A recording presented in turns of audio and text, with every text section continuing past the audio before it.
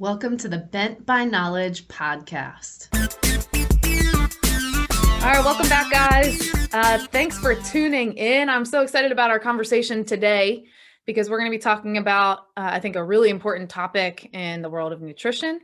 And before we get into that topic, I want the guest to introduce himself. So this is Jordan Mazur, and you can tell everybody how we met and all that stuff. But I would love for you, Jordan, to tell everybody why you are the person to talk to about precision nutrition and a little bit more about your background and how you got to the place that you are, and then maybe what you're doing right now in the world of nutrition. For sure. Well, first of all, thanks for having me. I'm excited about this conversation and reconnecting with you. And so we met each other back at FSU. So I'll go back a little further. So I grew up in Connecticut. I got my undergraduate degree at University of Connecticut in nutritional sciences. I actually then took about a year off and learned a little bit of clinical nutrition before I decided like where I really wanted to focus in. I was an athlete. I liked nutrition. Obviously, I was always kind of into working out and health and nutrition and cooking. So I was like, well, I want to be a dietitian. And so went and did some clinical jobs in a adult care hospital and a pediatric hospital, actually doing, working in the formula room and doing some of that nutrition assistant work, learning Enfamil and different K-Cals and different recipes for all the NICU and special needs, children there, which was cool. I learned a lot from the clinical, right? Nutrition, I think you have to get your foundation in clinical and research and as a dietitian, and then it can be applied in so many different ways. That's the foundation. But I realized clinical wasn't really my passion. I didn't really want to work in a hospital. It's obviously very important. There's some people, dietitians, that love doing that. That just wasn't where I wanted to be. So I wanted to dive a little bit more, broaden my knowledge, and I had to go and do my dietetic internship to be an RD, complete that. So I found the program at Florida State, which is where we met. We crossed over. Our times there were crossed over, and did the master's degree in exercise science with the concentration in sports nutrition. Did my dietetic internship there with all my supervised practice hours and all that fun stuff to sit and take the board exam. And then from there, I got an opportunity as a fellow with the Philadelphia Eagles. So I kind of really just jumped right into football and working with pro athletes, which is it was part of a sports nutrition immersion program with Gatorade. They sponsored it and it was great. It kind of gave me my first taste and kind of threw me into the fire of what sports nutrition and applied sports nutrition and football nutrition would be like. And then that was a 1-year fellowship. I moved on, what brought me out to California. Got the first director of nutrition for UC Berkeley at Cal for sports nutrition. And that was a great opportunity to start with a collegiate program, working with a wide range of athletes, not just football athletes, male, female athletes, all the way from, weight sensitive sports up to football. So it was a great experience. But then opportunities came knocking in less than a year there. The 49ers were looking for their first full-time dietitian. And so, I went down there and couldn't turn down the opportunity. And so I just finished up my 4th year. So I'm going to my 5th year, time flies, as the director of nutrition. And so I oversee everything nutrition related, from our food service and working with our chefs and everything that we provide. Obviously, individual one-on-one counseling with all the athletes. So I'm very present with those guys and working on meal plans, weight loss, weight gain goals. From a sports medicine perspective, injury nutrition, which is inevitable in football. But how can nutrition underlie a lot of those recovery modalities? So we do a lot of nutrition prescription for tendinopathies, right? Tendinitis, hamstring, soft tissue injuries, bone health, fractures, things like that. And then we intervene with long-term surgery, right? So long-term nutrition. So ACL reconstruction, right? That's a long process for recovery. Nutrition plays a big role in that.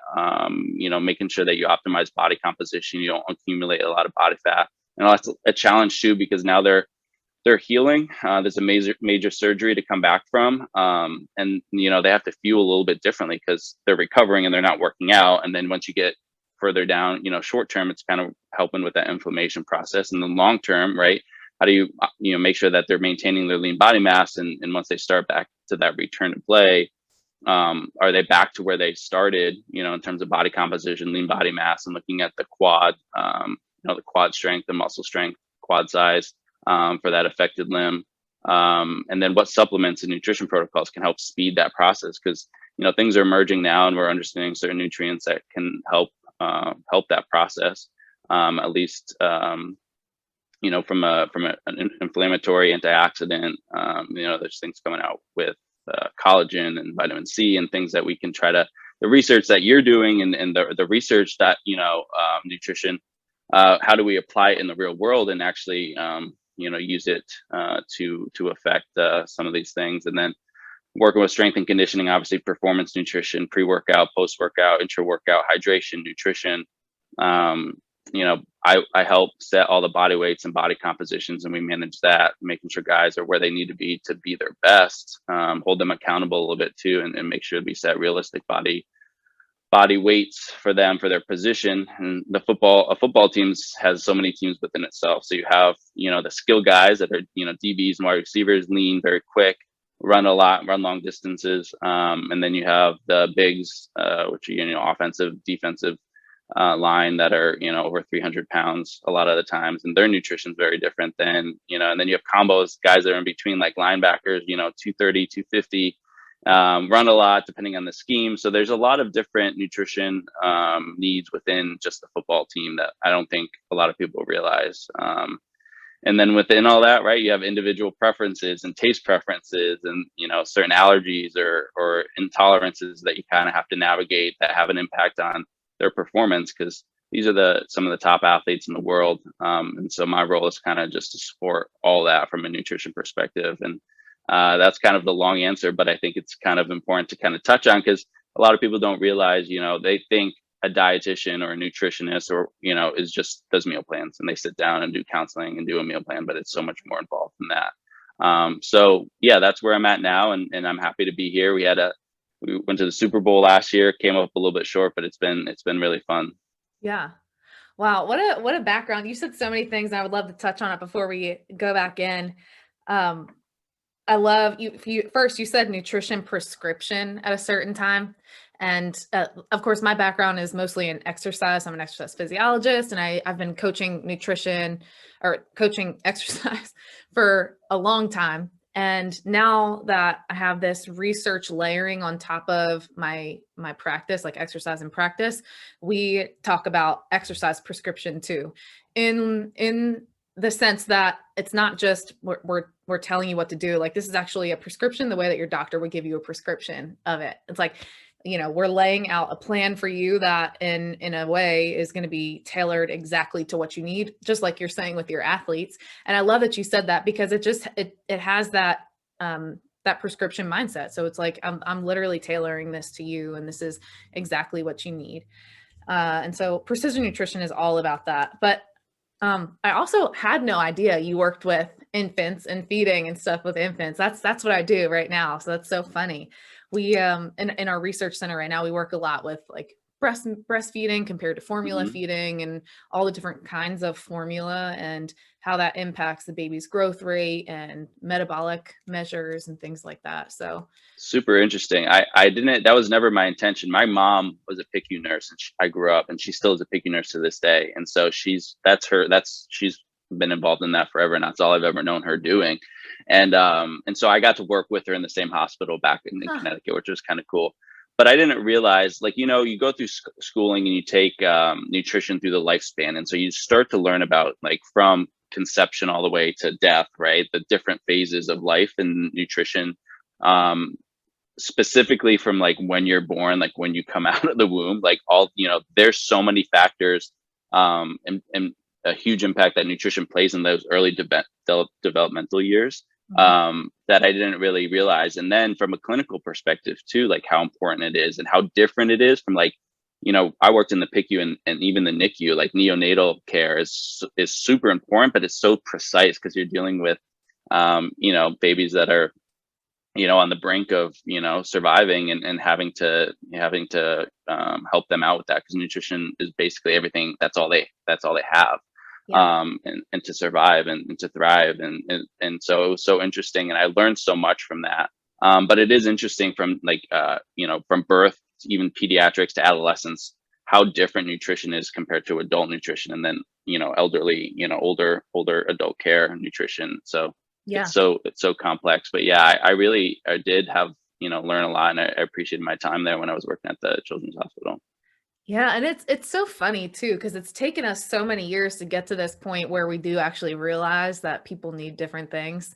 Like you talked about being so precise with the prescription and stuff like that, but in my research, we call it the first 1,000 days. So the first 1,000 days are one of the most influential time period of where nutrition has the biggest influence in a child's life when you compare it to later life measures and risk of disease and stuff like that. So as early as conception, like literally when mom becomes pregnant, her nutrition is guiding the health of the fetus. And it's not just at the level of fetus, especially if that fetus is the fetus. I said, let me say the baby, a little more tolerable word. The baby, when the baby's growing, if it's a female, it's developing the eggs. So literally my grandmom and what she put in her body, because she had my mom in her stomach and my mom had me in her stomach in the form of an egg, is influencing me. So I always joke around because I'm like, let me show you the research, grandmom. I know you were smoking a pack a day and like sipping tequila the whole pregnancy. You affected me. That's awesome. Yeah, no, you're right. I mean, clearly you have a passion for that, and I love that too. And I think that all of that is so interesting, and we'll get into a little bit, I think, in our conversations about nutrigenomics and gene expression and all that stuff, and where you get that. And like you said, even those first 1,000 days, so like breastfeeding versus formula feeding, the health benefits to breastfeeding and colostrum and all of that stuff is so interesting to me. I actually watched a documentary too. Adults, there was a documentary on like adults supplementing with breast milk, and the benefits of it, and it's so crazy. But you start to learn like how important those nutrients are. We could probably talk about all of your stuff too, pediatric and all that nutrition too. I love it. Yeah. And the other thing before we get started that I was really surprised to hear you say is that just about 5 years ago when you started, you said that you were the first full-time dietitian for. So yeah, it's crazy because I think a lot of people realize like in the NFL now we have, I believe there's about 30 out of the 32 teams that have a full-time on staff completely dedicated to that. And I kind of touched on it if we dove in a little bit more to understand like the roles and responsibilities, and it's grown, but there's a big role for a dietitian full time. And I've had 2 interns this past year to really dive into, all the needs and what their job responsibilities are. But when I came in 5 years ago, in 2016 was my first year. So yeah, 4 years going on 5. They didn't have a full-time. Their extent of sports nutrition was they had a chef who I still work with today, who was, we have an in-house food service and cafe. He was making menus based on what like the players and the coaches wanted. And as you know, like that doesn't always, and it rarely means comfort foods and things like that. Like that's not necessarily what they need. It's what they want. And so he was doing that. We had, it was always like an assistant strength coach that, would handle the nutrition. Either they took some classes, but never a registered dietitian on staff full time to be able to help them. And so it's been, the nutrition when I started, there was like, Gatorade and Nutri-Grain bars and Cliff bars. And it's like, well, there's so much more involved that we can be helping our athletes. And it's grown a lot, right? I had a short-term goal of like what I want to do in year 1, evaluating the program and where we could grow it, to now where I feel like very proud of where we are and doing a lot more advanced applied nutrition, where we're looking at biomarkers, we're looking at, internal load management of inflammatory markers like CRP and redox and antioxidant capacity of guys, and how that affects their recovery, because recovery is the name of the game. At the end of the day, right, we want to keep these guys healthy and support them from a health perspective, and keep them on the field, right? Your best ability is your availability. So we always want to keep our players, and football's tough, right? They're putting their bodies through a lot. There's a lot of demands they're putting on their body, and that means a lot more care and prescription, like we talked about, to their nutrition and recovery modalities and taking care of their bodies so they can perform on the field and on game day. And nutrition, I believe, is the foundation for all that. You got to provide the body with what it needs. You need a great stimulus, obviously, from exercise and strength and conditioning and things like that. But nutrition, that a lot of that's breaking the body down. How do we build it back up properly and provide it with the nutrients and hydration and all of those things to be able to optimize recovery, to maximize that training effect, to get back on the field and to perform their best on Sundays. Yeah. That's awesome. That's awesome. I'm assuming they tolerated it okay going from that transition from. They did. But I think, we talked about it a little bit before we got on, like people are genuinely interested in nutrition. These guys are very tuned into their nutrition. By the time they get to the NFL, they've been taught, either self-taught or they've gone through collegiate programs now, which it's been blowing up the last 5 to 10 years as well, where they have dedicated nutrition dietitians staffs. So they're coming from some of those big time schools where they have that foundation, which is great. They, are genuinely interested. And so I have players that come, maybe they came from smaller schools. I remember an athlete we drafted. He grew up in Mississippi, went to Southern Miss. And so he knew that type of, Southern Miss didn't have the same nutrition resources as we had here, or some other maybe Division I Power 5 schools. And so, the cuisine was a little bit different too. California and what we were offering, what he was used to eating growing up, was different. So it's adjusting and adapting. And then I have some athletes that we can sit down and talk shop and talk, Krebs cycle and, really get into like the nutrition science. So like it's really meeting with those athletes where they're at and seeing what, valuing what they need. But it's been fun, working with my chef too. And my biggest thing year one was nutrient quality. So how do we enhance not just the foods that we're serving, but where we're sourcing those ingredients from? Mm-hmm. So, because I think it's very important versus, just getting a chicken breast, which everyone knows is good for you, versus, an air chilled, organic, free range chicken breast. Like the nutritional quality and what you're getting, the quality of protein and free of contaminants and things like that. Like a traditional chicken breast is, if you just go to the store and buy the cheaper, store brand chicken breast, it's usually sitting in a pool of like red, like, liquid. And you almost think it's like, yeah. And then you almost consider it normal now because it's common, but that's not a lot from the chicken. It's from the chlorine bath. So those are the chickens, when they're handled and cooled, go into usually a chlorine bath to cool them down to keep them safe. So that's a lot of the chlorine bath that leaks out, versus if you get an air chilled chicken, which is chilled, in the air, that's how it's cooled down and stored properly. You don't see that. Like there's not that at the bottom. So it's more expensive, but you're getting more quality protein, I'm sure. You're free of like the chlorine and some of the harmful things in the processing. So those are a few examples. I always tell this story that I think is really funny. Throughout that process, I went in the back of the kitchen one time and they were thawing some shrimp.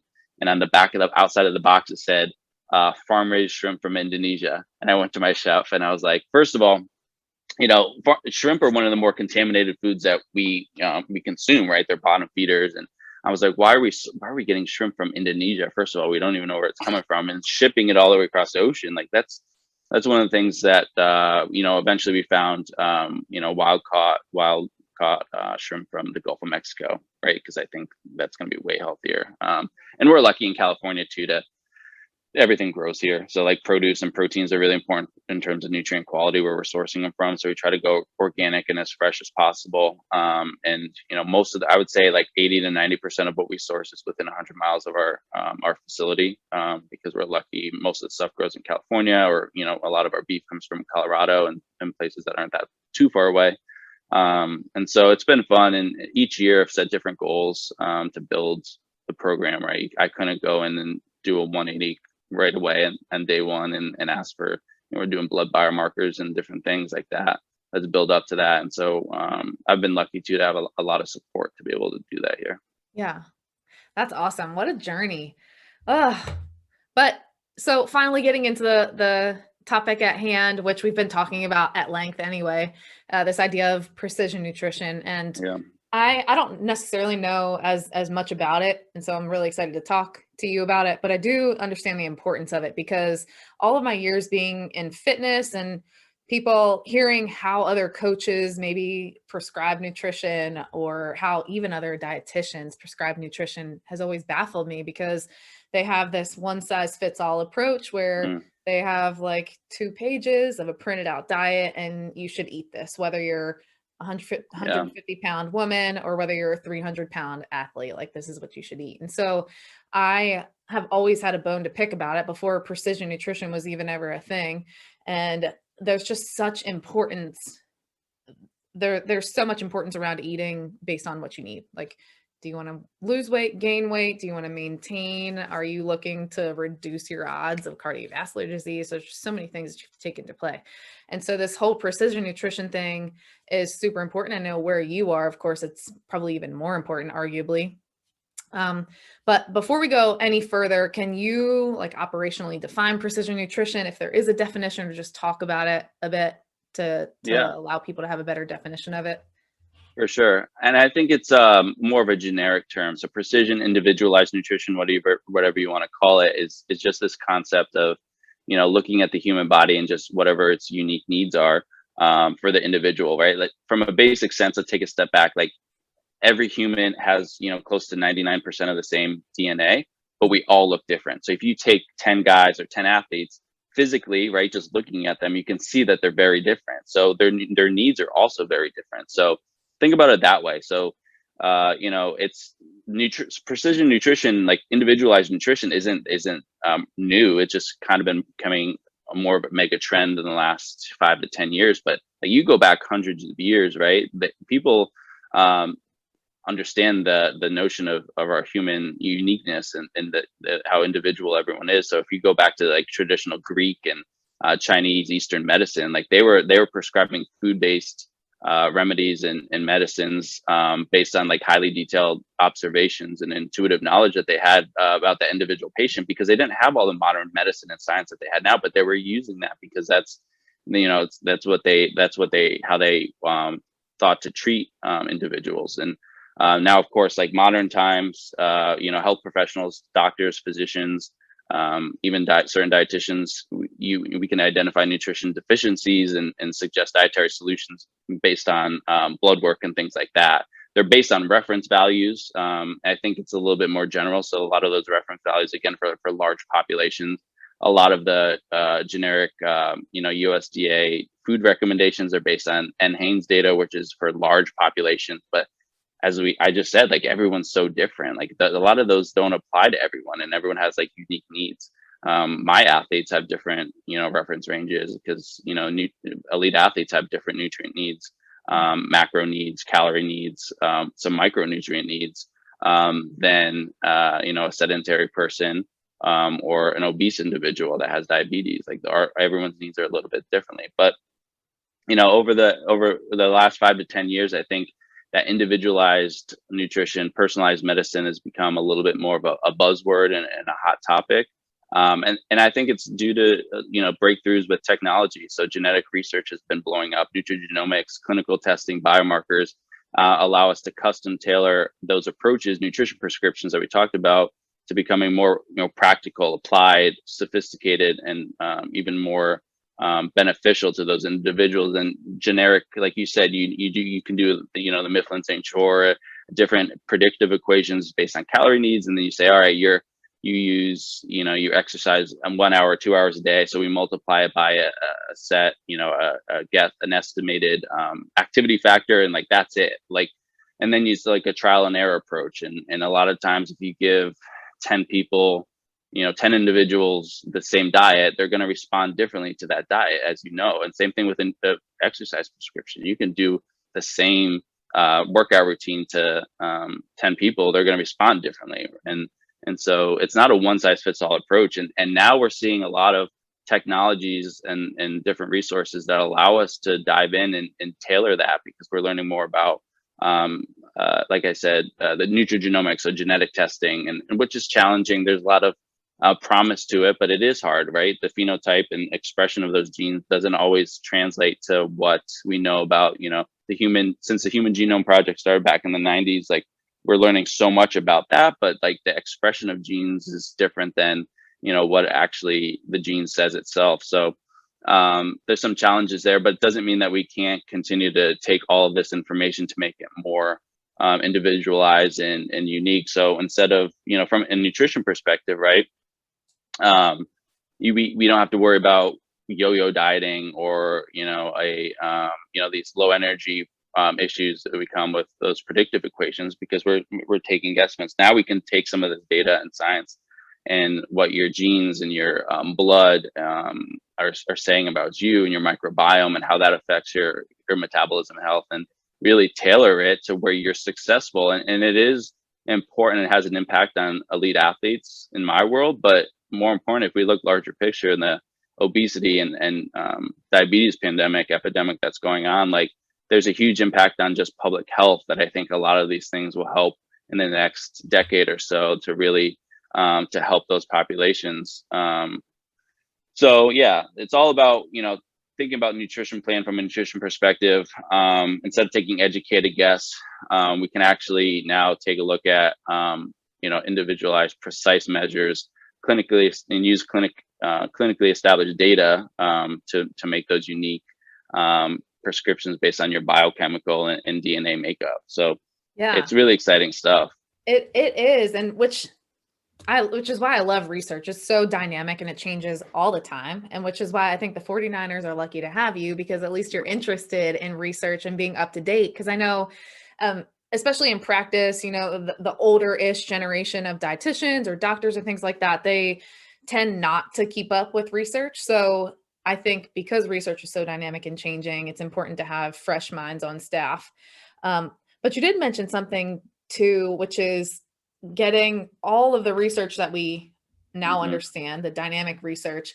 And like, we know, let's say take an obese population, we know that we have these, let's say, biomarkers and things that show up and let us know what kind of food we should be giving this population. But the next question is getting them to eat that food. So it's like putting those findings into practice. And that's actually some of the bones that I have to pick right now about my current research is that, and we're doing a better job of it, which is, it's called implementation science. So we're taking what we find in the lab and trying to literally implement it in the community, because I live in rural Arkansas, so we can determine anything we want in the lab setting. It doesn't matter if I can't get it to somebody that's 50 miles due north and doesn't have a Walmart within 50 miles of them. So it's like, the whole getting it out and implementing it into the community is one of the harder parts of research, but so important, especially with precision nutrition, because we know what we want to feed them. We just got to get them to eat that way. Yeah, I realized back in when I was actually at FSU, I kind of when I was going in, I knew I wanted to get a master's degree, and then I wanted to be a registered dietitian. I toyed with the fact because I had to decide at that point, right, when you go in, do you want to be thesis or non-thesis? Because you had an option for both, right? And the thesis, obviously, you're going to help with do your own research and present that and defend that. And then you could choose to go on to do a PhD, do research. And I was like, I was always in between, but I love the applied part of it. So the applied part wouldn't be as easy, or it would be more difficult without the science. We couldn't do it without the science, right? You have to be evidence-based to make recommendations. I mean, a good dietitian would, right? Someone that's evidence-based. There's a lot of nutritionists and people out there that will, as you've seen in social media, that we're always combating, because theirs is based on opinions and beliefs versus science, but it has to be based in science. And the science part is also difficult, as you know, like getting grants and money and participants and going through that whole process. And then, going through the peer review journal process and getting it published takes a lot of time. So a lot of times it's delayed. So for me, it was like, all right, how do I take this research that we know that you're doing, that, nutrition scientists are doing, so we can formulate our recommendations in an applied world, which is different because, like you said, in a clinical, like, controlled research lab process is very different than an athlete that's in the real world that's like applying that. So, a lot of times there's so many variables that have to be controlled in a research to find out what you want. But now in the real world, you have all those variables that you have to take into account for that person. Like you said, like you can write the perfect nutrition prescription, but if they don't have access to that food or healthy food or the budget to do that, you have to take that into account. So it's almost easier to take, do it easy, one size fits all approach. But then what are you really doing if that person can't apply it, adopt it, and adapt it? And so, kind of nutrition goes obviously with science, but the psychology behind it is huge too, because now you're trying to do a lot of behavior change and behavior modifications. It's not as simple as just writing a nice, perfect meal plan and nutrition prescription. Yeah. It's how do you get them to do that? And if you look at special populations, it's even more difficult, right? Why are someone overweight? Why do we have such an issue with diabetes in this country now, like obesity and diabetes, and we're understanding the health consequences and healthcare costs and everything of that. But how can we make an influence, but where are those root causes coming from, and then how do we psychologically convince them to make those changes? And then you have the availability of food and these food deserts and a lot of the lower income areas in the country and rural areas that, again, it sounds nice, we know how to do it, but if they can't do it, then it doesn't matter. So it's so multifold. And there's also the influence of we battle social media, and we battle advertising and big food companies as well, and convenience foods and fast foods that are making it difficult to to get people to eat better and eat the way that they want to. If you look 100 years ago, we're consuming 10 times more sugar than we did 100 years ago, right? Because of the availability and the convenience and technologies and the cost effectiveness. But we're also more sedentary than we ever have been before. So like, people are like, well, why is this going on? Well, it's like if you took a factory, that was processing, a certain amount of packages or a certain amount of products, right? And then all of a sudden you increase the production tenfold, like the factory can't manufacture it. They can't handle it. So it's kind of like, glucose and sugar and stuff like that. Like how can the body process that if you're consuming 10 times more when it's not efficient and it doesn't have the ability to do that? And trying to relate that to someone that needs to get them to like for you and I, it's because we've studied it, right? We've taken all the classes, we've gone through all the anatomy and physiology and biochemistry, and we know how that works in the body. The majority of people, as you know, don't understand the complex processes. So a lot of the information they're getting, is very basic, so it's understandable. But like when you really dive in, that's what we're talking about. A lot of the precision individualized nutrition, like the human body is so complex. We don't even know how all the processes in the body work. But the more we're finding out, the more we're able to hopefully be able to adopt some of these, technologies and changes. Nutrition, I think the reason I got into it, because I was always fascinated with how the human body worked. I was always the kid that asked why. So I wanted to know, like, when you eat a hamburger, people eat, like we eat food, right? Food's part of our daily lives, but no one really understands, like, how does that hamburger get converted to energy and make me run? Or how does that salad get converted and actually make me run? Because you don't think about it. All those processes, you just eat, swallow, and that's it. Like your body goes. And so, but to me, I wanted to dive in, but the human body is so complex. Like when you start, thinking about all the enzymes and everything, when you take your metabolism classes and vitamins and minerals and the cofactors and everything, it's so complex. And so that's why it's so difficult. Nutrition isn't new. It's just, we're trying to learn more and more based on, science and technology so we can understand it more. Yeah. It's funny you say that, because I always quote Mike Ormsby, because he used to say, the more you know, the more you don't know. Because it's like you get so overwhelmed, you start to learn more, but then it opens up so many more doors for you to learn. And I mean, that's the amazing thing about nutrition. Like you're saying, it's multifaceted, it's multi-layered, but it keeps moving. It's not a stagnant science. But this whole idea of precision nutrition and feeding the person based on what they need is contingent upon so many things, and we've already mentioned a few of them. The first thing that I thought of when I was looking into this is like your behaviors in general. So what I'm supposed to eat, I do have to be mindful of how I actually my food behaviors, because no matter what somebody gives me and tells me to eat, if I don't address those things first, I'm never going to be successful. So like for me, I was thinking, I have this stupid habit of every time that I eat a meal, I feel like I need to have a dessert or something sweet after. Like it's the worst. It is the worst. So I have to consider that, and I have to consider whether I do still need that, and some diet program that's going to come in is going to take that into account, or whether I can just nix that altogether. So what kind of things like dietary habits and food behaviors do you take into account when you think about precision nutrition? Yeah, I think it has to be, there is, like you said, everyone's, again, individualized. So you have to kind of start with a conversation to figure out like what's going on with that individual too. And so you kind of touched on it. There's this idea of intuitive eating, and a lot of people need to, it's more of a psychological approach, right? And understanding and listening to your human body, because I think there's a lot of people that eat to just eat versus eating to fuel their body properly and not understanding that concept. So you have to be, you have to be motivated to make a change too, right? If you're not happy, a lot of times people obviously are trying to optimize health, but like if you're not happy with where you're currently at, you have to look back at the habits or actions that have led you there. And the problem is a lot of people don't want to change those. They want to change. They're like, Jordan, I've been losing weight and this is what I'm doing. Or, I know I have, I shouldn't be drinking alcohol, but I can't cut it out. Or I know I have a sweet tooth, but I can't cut it out. And so a lot of people want to like change where they're at or like lose weight, but don't want to change what they're currently doing or like give up certain foods to do it. So it's like a lot of motivational interviewing to get them to motivate. And that starts with, goals. What motivates that person? And so for me here with these athletes, it's a little bit different because these guys are highly motivated because they're in such a competitive sport. It's their livelihood, it's their job, it's their salaries, right? There's contracts and everything, and it's highly competitive.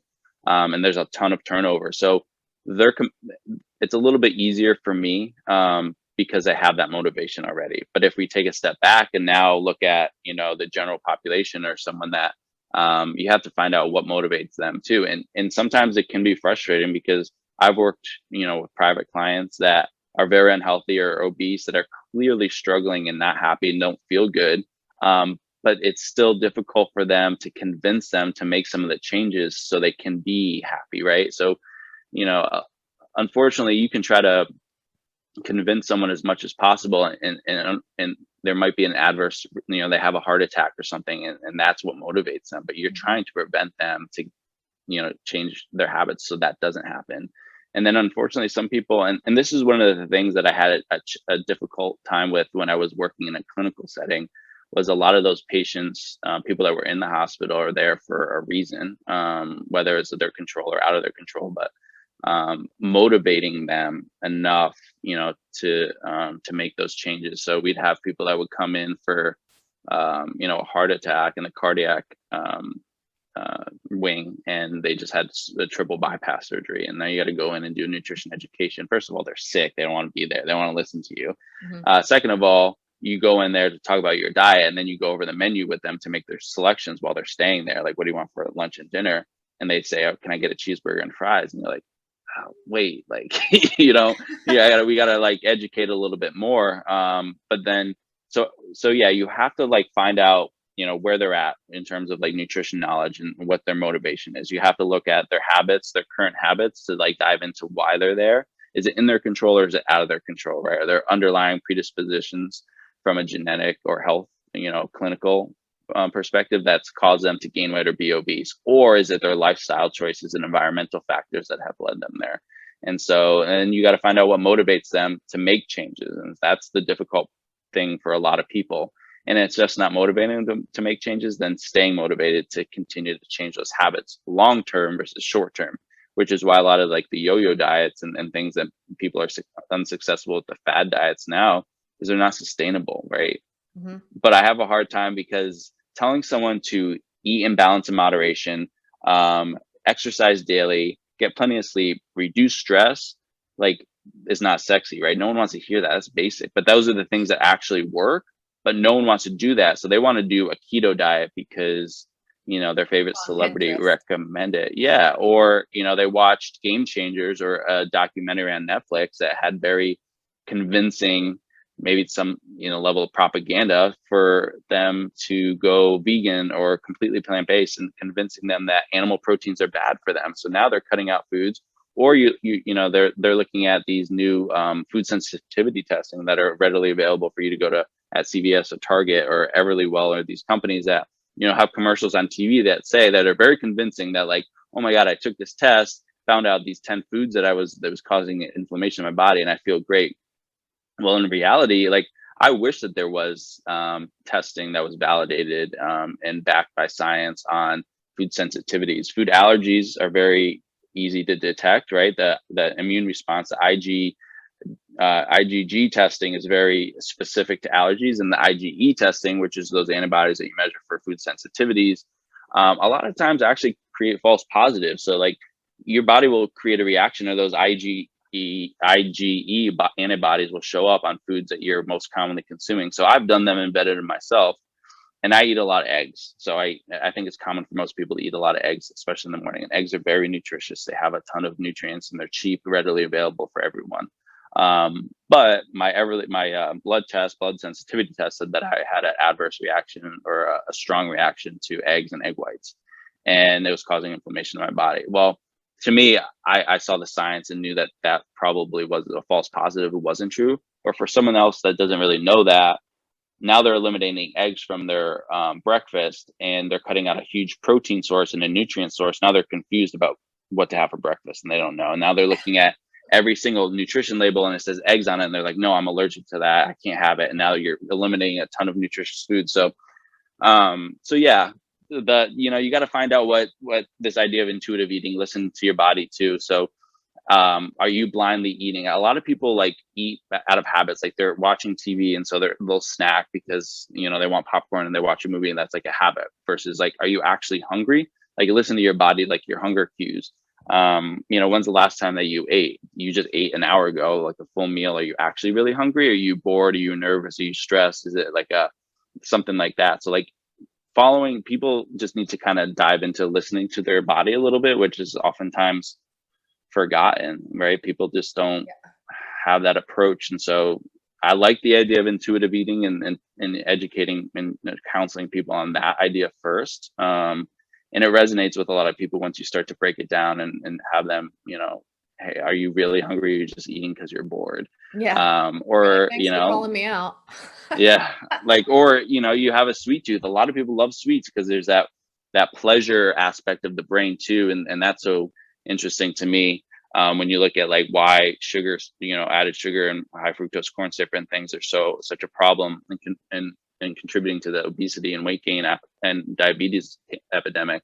But there's that pleasure center of the brain, which, brings us all back to the psychology of everything. Like the brain and everything controls everything that we do, but what are the factors that contribute to that? And a lot of times too, like some people are just dehydrated. You need water, or and that manifests as hunger, but really you're dehydrated. You haven't drank anything all day. You haven't drank any water. So yeah, that's me. There's a lot. You have to starts with that interview process and getting to know the individual and identifying those low-hanging fruits first. Like, what can we solve first?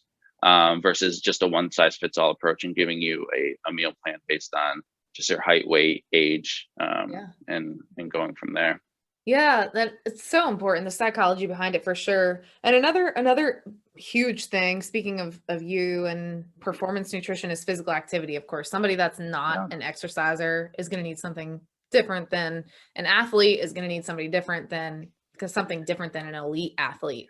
Yeah. And so, yeah, your nutrient needs, I mean, just going back to the basic equations that we know, if you determine basal metabolic rate, there's a difference in what you need. The activity factor, the physical activity, whatever they call it, the PAL, is going to be completely different, like in a huge wide range from all those different populations. And it can tack on anywhere from like 200 extra calories all the way up to like 1,000 extra calories based on what you need. Yeah. And then you have like the thermic effect of food, and you have the non-exercise activities, right? So like cleaning and fidgeting and just like those burn calories. People don't realize like the brain is only like a 2 to 3 pound organ, but it uses like almost 30 to 40% of our daily calories and just like normal functions of the body. People like to think that calories are only used for exercising and like moving around. Like it's used like for digesting, your heartbeat, thinking, all of that stuff require calories at a most basic level. And physical activity is a very big part of that for a number of health reasons. But I think, it's got to be individualized to try to, like it's going back into like the human body is so complex. We just talked about it. Yeah, it's crazy. And I do want to get a little bit deeper into the science because I know you mentioned it a little bit more. I'm just really curious. The nutrigenomics thing that you talked about with in regard to precision nutrition, can you talk a little bit about nutrigenomics and what it is and how it plays into this and maybe what measures and tests and stuff you use? Yeah, nutrigenomics is really interesting, but also there's a lot of debate around it as well because, like I said, back in the 90s when the Human Genome Project started, we're learning so much more about individual, genotypes or the genetic makeup, the human genome, which make up everything that we do, right? Everything that we do physically, how we're built. That's the basic foundation of like who we are. Those are the genes. But the genetic phenotype, right? So how that gene is expressed can be very variable, right? So those can be based on environmental factors. They can be based on individual responses. So it's so interesting. And so from like a nutrition perspective, we're learning more and more about some of these things. The debate comes as we're learning more about disease states and certain genes that might predispose you to certain disease states. Is that helpful, right? You kind of get into like the ethics of, do you want to know if you have these genes that you predispose you to certain diseases or things that we don't actually have cures for yet. And so do you want to know that part of it, or you want to kind of just let nature take its, role and its toll and lead you to, just naturally how you're supposed to live. But from a nutrition perspective too, it's telling us a little bit more. So like we have there's some genes that we're learning associated with obesity. I've done the gene. Have you taken any of those any gene tests No, yourself? no. So like 23andMe or is a common one that I've done. I've done Athletogen, which is a little bit more based on like athlete genes. Origin's another one. So I've had access to be able to try all of these, and so it's really interesting when you get your results back because so like my results will say I have a gene that might predispose me to being overweight, and I've never struggled with. I've actually struggled when I was younger to even like I was always a hard gainer. So this gene says that I'm more predisposed to being overweight, and there's another gene that says I'm more predisposed to having high cholesterol, and I've never struggled with either of those. So that's the challenge of like how do these the phenotypes actually get expressed versus is it good to know that information so you can prepare for it, or is it almost too much information because we don't necessarily, it's so complex in how they manifest themselves.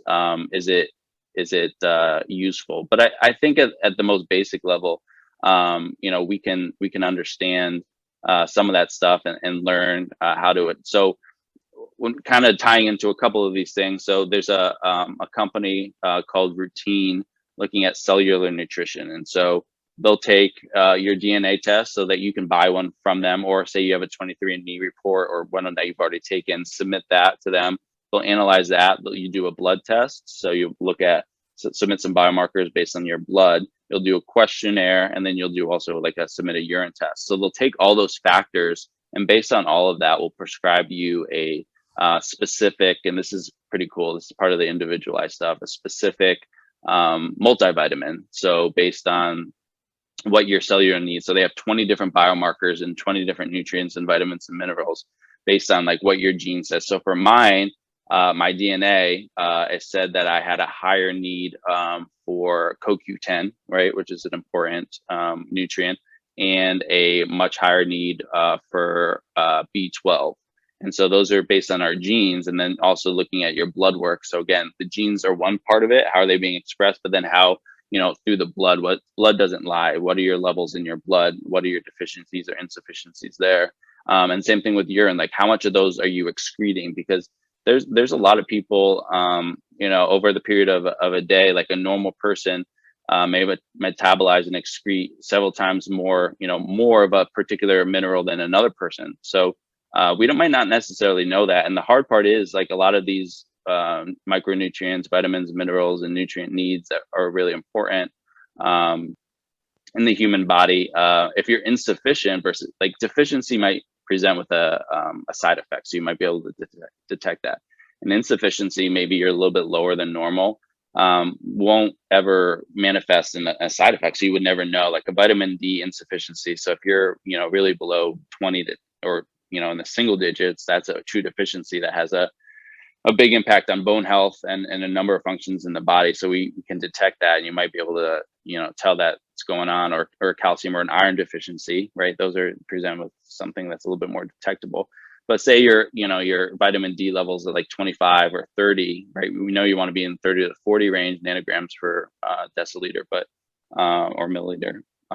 But either way, like we can detect that and then get you in the optimal zone. So it's important. I think it's just one factor, right? You can't put all your eggs in one basket, but nutrigenomics is promising a lot about learning what your DNA makeup says about you, what you might be predisposed to, but the actual expression of those require other tools to kind of really tailor it to your individual needs. Yeah, but easy enough with just a cheek swab. Like that's pretty cool. Yeah. Well, it is just it's saliva. So you basically will spit in a tube. That's where they get most of it. So saliva, cheek swab, or your saliva test, a blood test, which is just a finger prick, and then just basic urine. And so like all of that will tell you way more, and it's pretty accessible now. And so you can buy these, you can get them prescribed, I'm sure, from a physician. Hopefully, when we're moving towards more preventative care, insurance companies will pay for a lot of this stuff that's really impactful on someone's health. Mm-hmm. Mm-hmm. Yeah. Another cool thing too, that's coming out in the science world. We do a lot of work with it in our labs, where I work at in the Arkansas Children's Nutrition Center, is metabolomics, which is, and we can take, it's as simple as a blood draw too. And then you have all these biomarkers of fuel metabolism. So whether it's oxidative biomarkers, catabolic biomarkers, any and everything. And I think that's another really cool tool to use. And it's a little bit more expensive, obviously, because it's a lot of lab work and stuff, but another really cool tool to use to see how your body is metabolizing these nutrients, and then maybe see, because you can do it like during exercise or during rest, to see what you would need to fuel during those different parts of the day. So metabolic. I think that's super cool. To go along with that, sorry, I didn't mean to cut you off there. But so looking at like metabolic health, right? That's a huge thing. And looking at those biomarkers is huge, but I get like geeked out about some of these. So there's two companies. So continuous blood glucose monitors are becoming more and more readily available, and not just for like diabetes that, they have insulin resistance, or someone that's like pre-diabetic where it's important to know that information, but like just the general health of like an individual. So I'm so excited. I just got the box of this company called Levels. I don't know. Have you heard of them? I haven't, but my friend Ben, he always listens. It's so funny that you say that, because he geeks out about that too. He actually has one, and it's like an app on his phone. We went out to the bar the other night 2 weeks ago, and he was like, I can't wait to see my glucose levels. And he like had his phone out the whole time after he had a cheeseburger. It's crazy. And so I just got it. It actually uses it's probably similar, like the Libre, Abbott Libre Sport. So there's a sport one for originally for diabetics, but like it's a microneedle. So it looks at interstitial glucose levels. So it's very non-invasive, and you wear that patch and you get continued, like you could literally, like it's like a stock market, right? You can see like your glucose levels as you eat them. And what's so interesting to me is like, it is like talking about individualized nutrition, everyone's response to glucose and insulin, which has a huge impact on our health, right? And diabetes and everything, is so different. But then just from a basic health perspective, how can we base our fueling habits based on how we're actually responding to what we're eating?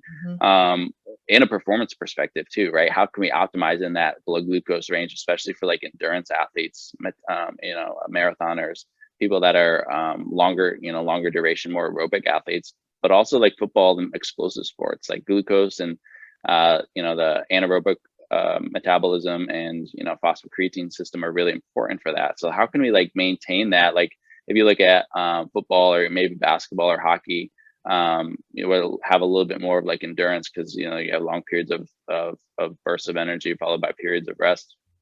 How do we maintain that for that individual, like in their optimal blood glucose levels, right? Maybe it's 100, maybe it's 105, maybe it's like 120. How do we maintain that for where they're feeling their best? or identify areas where like they're dipping, like at a halftime or like in the middle of a quarter or halfway through a race. Like, all right, take some glucose, like drink this, sports drink or a gel or something that's a quick high glycemic index carbohydrate, and get you back to where you're going to optimally perform. And that's based on like your individual levels. So I'm excited. The company's called Levels, and they came out, and there's another one that I'm trialing called Super Sapiens. It's an interesting company too. That's basically doing the same thing. You have an app, you can do it. They give you feedback based on, you can do 14 to a month trial of like what your levels are based on what you eat and everything. And now you can prescribe like based on your diet, like where you're going to be optimally, how you're going to optimize that, because everyone's a little bit different how they metabolize carbohydrates versus body fat, right? So some people are more fat adapted and can utilize, fat. So that's why like a keto diet or a very low carb diet might work for someone based on their, genes and all this, what our body says. And some people are more efficient at burning carbohydrates, but we won't know that unless we were doing things like this and some of the tests like this, Right. Individualized precision nutrition. So now we're optimizing not only health but performance for athletes and non-athletes. And I think, I'm excited to just try them and trial them myself. But I think it's super cool, and there's going to be huge impact, not just for performance, but individuals. And as this hopefully becomes more readily available and accessible and affordable, just for either everyday individuals, just to optimize health, or those disease populations, disease states that we can maybe potentially help with. And these continuous glucose monitors, probably of all the things we talked about, are the most cost efficient, right? They're not that expensive. You can just buy it on Amazon. Yeah, they're like I said, the Abbott Libre is one of those ones that's a patch, and they're obviously, because as a result of the diabetes epidemic and the amount of people that are there's a ton of those technologies are more affordable because they are there's such a need for them, and there's a high demand for them versus something that might be a rare, but it's affecting so many people that those are more commonly available, and hopefully like insurance companies and they become more affordable for everyone to be able to use and have access to get this. And there's a certain level of education too, right? You got to educate someone to make sure they understand, right, what glucose is and insulin response, and why you're optimizing those levels, and why too much glucose and for too long of a time is harmful in the blood, and why periods of long-term consuming a ton of sugar and having a lot of those processed foods, you become insulin resistant. What does that mean, and why does that happen? And then why is sugar bad? If you're telling me sugar is important for my energy levels and that's how we metabolize and use it for energy, well, that is to a certain extent, but if glucose and blood levels are too high, it stays in your blood for so long, then you have side effects. So yeah, it is interesting and progressing, and I just hope we continue to go that way and educate people, and we can use some of this exciting stuff. You're doing good work. Are there any other testings or tools that you use with precision nutrition? I think this, and I could talk probably for a whole podcast on the gut microbiome. So looking at the gut and how much we're learning about it, because it's so fascinating. But we have more bacteria living, right? It's living cells, living bacteria, living organisms in our gut. So, our intestinal tract, than cells in our entire body. So there's more bacteria living down there. And we're learning more and more with like DNA sequencing of that to be able to impact. And we're learning how much of an impact our gut microbiome actually has on our whole health. So not just digestion. I think when I talk about probiotics, a lot of people just think it has to do with them going to the bathroom and digestion. But there's a lot of research coming out with the gut-brain connection too, and how your gut can affect, things like depression, and it has an impact on that and your brain health, that's directly impacted based on your gut. And how optimizing that and creating a more diverse gut microbiome is going to be beneficial. And your gut microbiome is always changing because it is living, and it's affected by so many different things, right? It's affected by the foods that we eat. Maybe you interact with some food that's like contaminated, and you have E. coli and different harmful bacteria down there. You take antibiotics that kill, right? That it's a catch-22. It'll kill those bad bacteria, but it's also going to wipe out a lot of the good bacteria. And when you wipe out the good bacteria, then it allows for the bad bacteria to overgrow. So it's like a constant battle in your gut to optimize that, and stress and sleep. And there's so many other things, vitamins, minerals, so many other things that affect your gut. And it's always changing. It's always constantly overturning and changing. So there's a company I love called Sun Genomics that is kind of leading this. And so you can submit anyone. This is readily available now. You just go online and buy their test kit. It's a stool sample. I mean, it's a little uncomfortable for some people, but it's really the best way to get, obviously, to measure the microbiome non-invasively. So they'll DNA sequence that. And so we're becoming more and more, the science and precision of the DNA sequencing is advancing so much. We're to be able to detect so many different types of bacteria. And we're learning more about the research of what each individual bacteria, what effect it has on the human body and what it actually does. So we can DNA sequence that, and based on some lifestyle, dietary habits and things like that, prescribe you a specific probiotic. So instead of going to like the grocery store or going to Target or CVS and you know, there's a whole wall of probiotics, right? And a lot of those are the common 2 or 3 probiotics, bacteria that we know. You might not need those, right? Those are the ones that you probably don't need in your body. You might not need it, but you wouldn't otherwise know that unless you're testing. And now you get a custom probiotic based on what you need to diversify. You know, diversification is the biggest thing for gut health, and making sure you have a variety of different types of bacteria that have a number of different functions. So you do that, you get a prescribed custom made probiotic for you. You take it for 3 months and then you retest. And for me, I've been doing it for a couple of 3 years now. I've done almost 8 to 9 tests every 3 months. And so you can really start to see the tangible changes based on like what it was before, after you took the probiotic. Because the other thing is like a lot of the survivability of the gut. So people think that like kombucha, Activia yogurt, different fermented foods, sauerkraut are good sources of probiotics. But in reality, what I've learned is that they don't really survive the gut, because as you know, like the pH of your stomach is what, 2 to 3. It's like it would like burn through your computer or the desk or whatever. That's for a good reason, but it's also going to kill a lot of the bacteria. So by the time it gets to the gut, it doesn't survive. And so like the coating too on a probiotic you might buy over the counter might not be the right capsule to actually survive the gut. So that's also really important. So it actually survives the stomach to get into the gut, to colonize and live and thrive. So there's so much.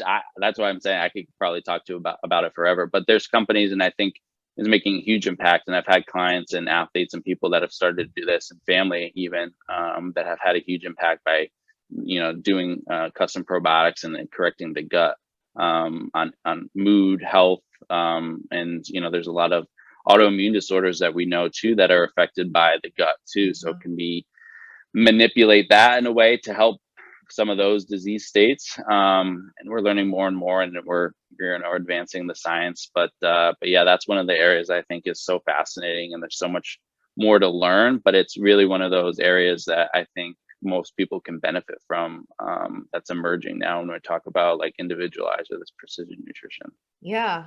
And it's so cool. I might have to try that test. We do a lot of fecal testing. I don't, other people do a lot of fecal testing at the center for the babies. And a lot of the studies that do it will relate bacterial colonies to either maternal obesity or how mom is feeding the baby with formula and breast milk and all that stuff. And it's crazy how much an effect it has.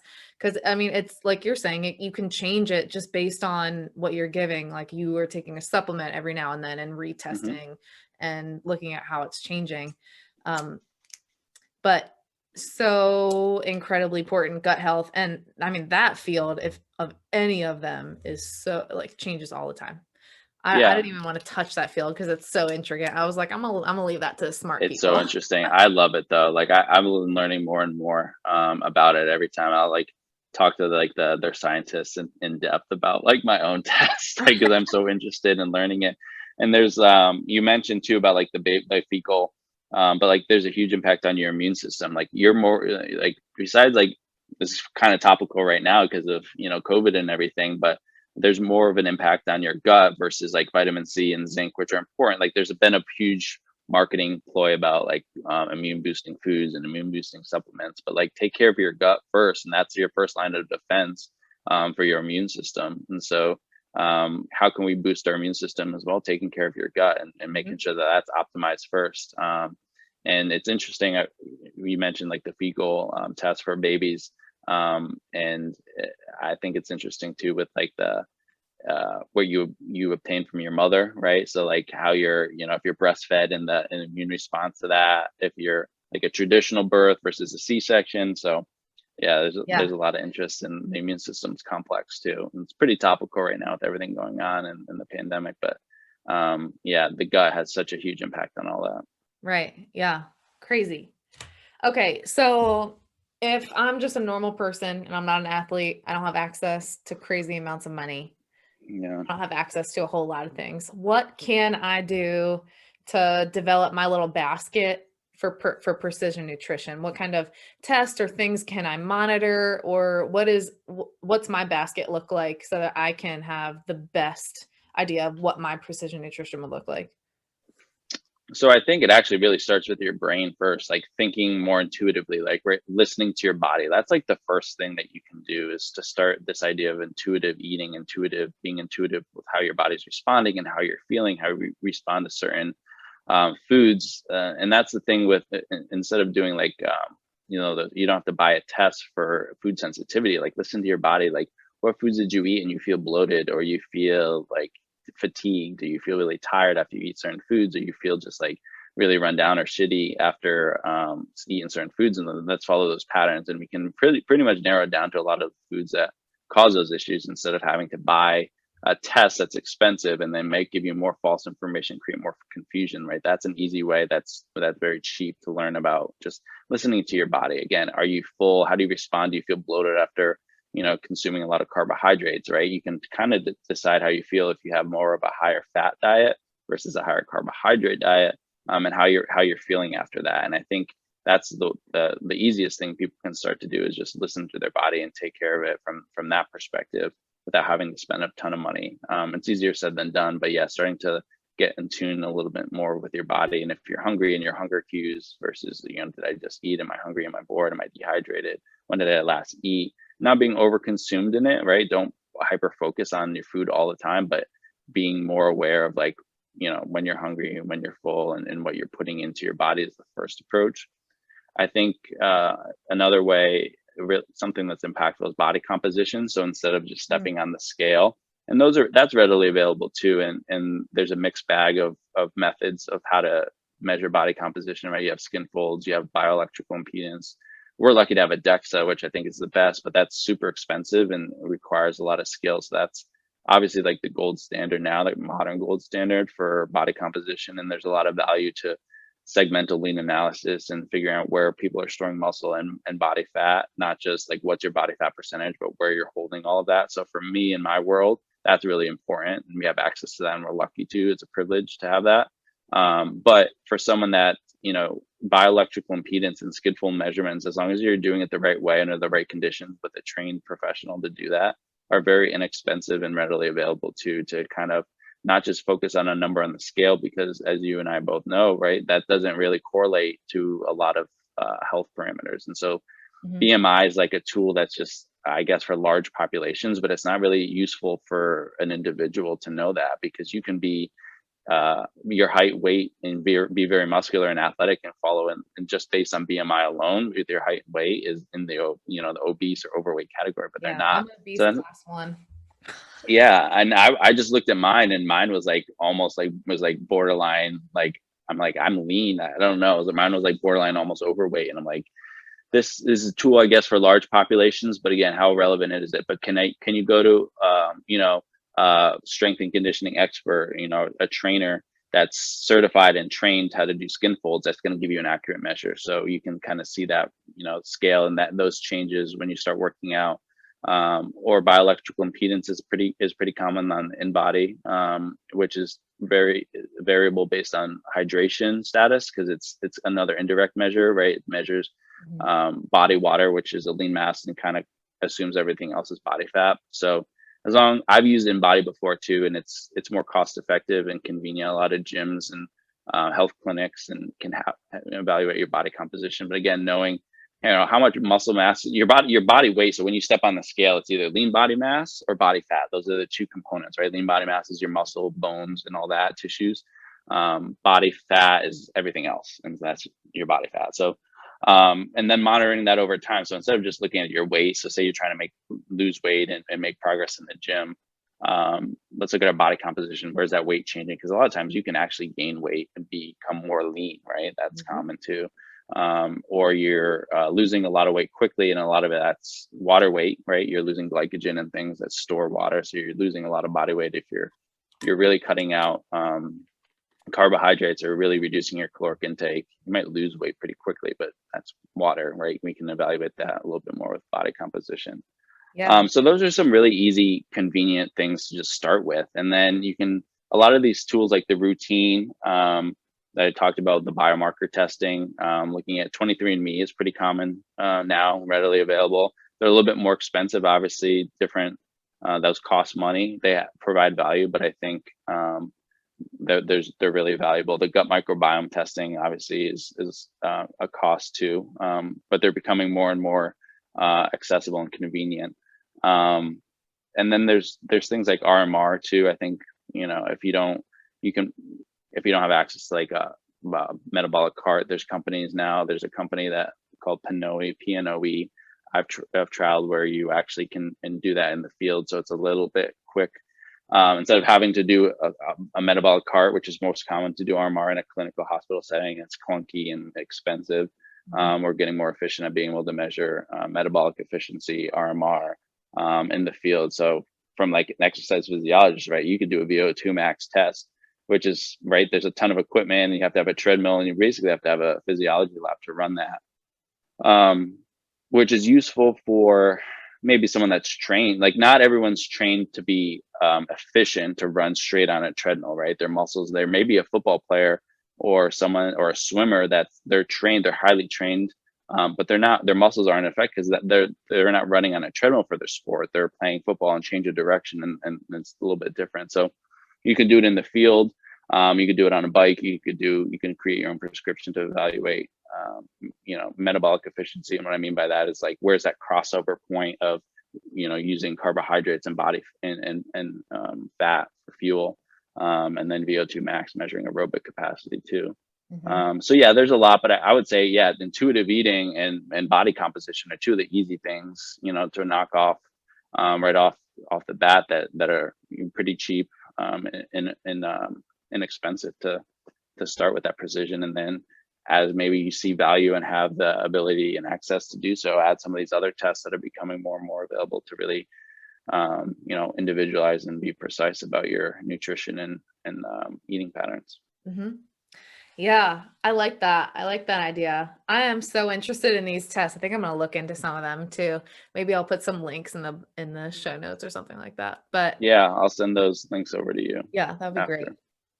Well, Jordan, it was so great to talk to you about precision nutrition, and I will put any contact information for Jordan if you'd like to reach out to him in the show notes too.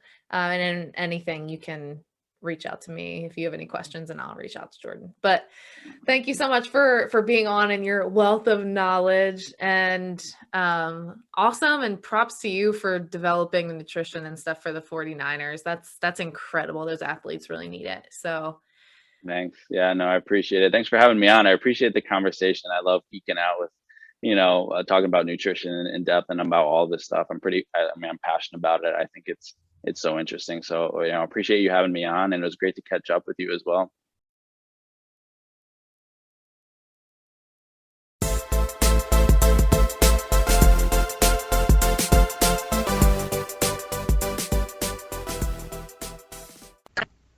Guys, you have got to check out my brand new book entitled Through His Strength by Improving Ours Family.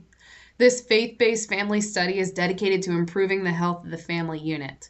And on top of this book, I've also created a health leader guide where groups of adults can get together and share different ways that you can approach health-related conversations in the family unit. My book is available on Amazon and other ebook publishers, and all of the other information is available on my website, www.drbrittanyRallman.com. That's www.drbrittanyRallman.com.